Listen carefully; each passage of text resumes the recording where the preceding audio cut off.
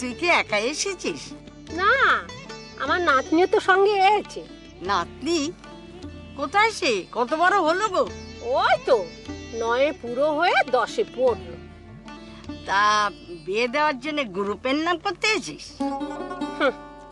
বে, সে কপাল কি আর করেছে? কেন রে, কি হলো? কোনো গন্ডগোল নাকি? মা গো, আমার ভাড়াটা মিটিয়ে দাও, আমি চলে যাই। দিচ্ছি বাবা, দিচ্ছি। আমি কি চলে যাচ্ছি নাকি? দাঁড়া। বাবা খুলেও না।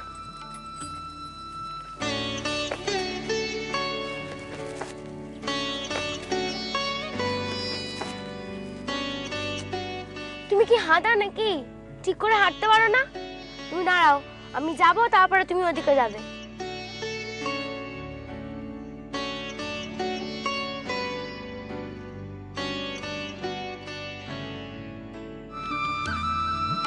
আমার নাতনি গুরুদেব, একটু মাথার উপর হাত রাখো। প্রণাম কর। আমি হাত রাখার কি? যার হাত সবার মাথায় আছে, ওর মাথায়ও তারই হাত আছে। আমার খুব ইচ্ছে যে এখান থেকে ওর দীক্ষা হয়। আপনি যদি রাজি থাকেন। হবে হবে, দাদারও মনের ইচ্ছে হলে সব হবে। অনেকটা পথ এসেছিস, যা যা বিশ্রাম কর, কাল সকালে সব কথাবার্তা হবে। যা যা। মেয়েটা চলে গেল, সারা বাড়িটা আমাকে যেন কিলে খেতে আসছে।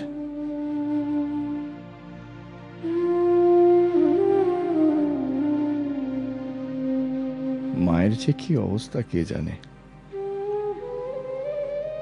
বকবক করে মারছে নির্ঘাত।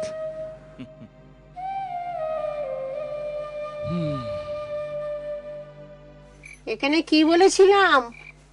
কেমন মজা পাচ্ছিস? তোমরা সবাই ওকে গুরুদেব বলো কেন? শোনো, মুখপুরীর কথা শোনো। আরে বাবা, উনি তো সব রে। রাধারমন তো ওকেই পাঠিয়েছেন। ওর তো অজানা কিছু নেই, কত জ্ঞান বাবা। চাইলে এক মুহূর্তে সবার দুঃখ দূর করতে পারেন। উনি তো রাধারমনের অংশ। তাহলে তোমার দুঃখ দূর করছে না কেন, যদি সবই জানেন তো? হ্যাঁ, তুমি যে কোমরে ব্যথা পেয়েছো, সেটা তো উনি জানেনি। কই, সেই দুঃখ তো দূর করছে না। তাহলে তো আমায় আর তেল মালিশ করতে হতো না। নে নে, কথা না বাড়িয়ে শুয়ে পড়।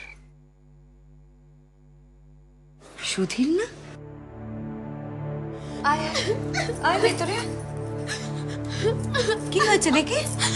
কি হয়েছে? তুমি ওকে চেনো? হ্যাঁ, আমার শরীর মেয়ে সুধীর বালা। কাঁদছিস কেন মা? তোর মা কোথায়? কি হয়েছে রে?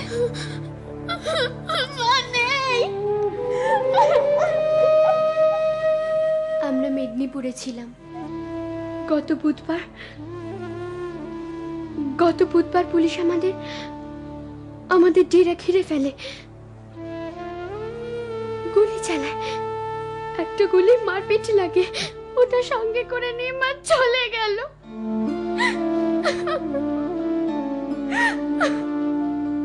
ওকে এ বাড়িতে রাখা চলবে না। কেন? আজ মেয়েটা এসেছে, কাল ওর পেছন পেছন পুলিশ আসবে।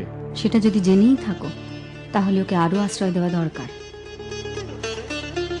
তুমি কি পাগল হয়ে গেলে সত্য? বাবা তো ঠিকই বলছে মা, দিনকাল ভালো নয়।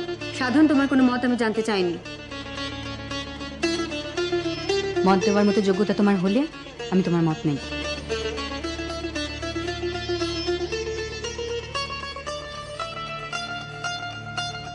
এই আমি বলে দিল, ও মেয়েকে তুমি আজকেই বিদায় করো।